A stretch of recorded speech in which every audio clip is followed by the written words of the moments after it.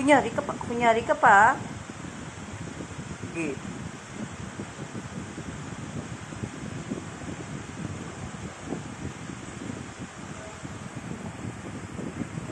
Ano? Wala nito. Gabi ni. Ay! Sumasagot ka pa? Gabi na, di ba? Okay. Alam niyo kung saan siya nakatingin? Nakatingin siya dito. Oh, takot siya dyan. Oh, di ba? Yan lang nakakapagpatahimik sa kanya.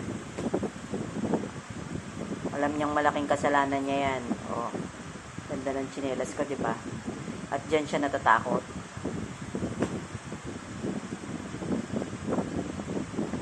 Ah! Sige. Ay! Shh! Maupo ka nga ng maayos. Maupo ka ng maayos.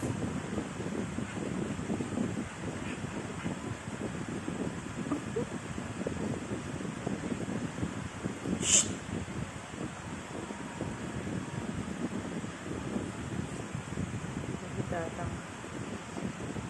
Kasi pag binaba ko yung maghaharutan na naman sila hanggang mamaya.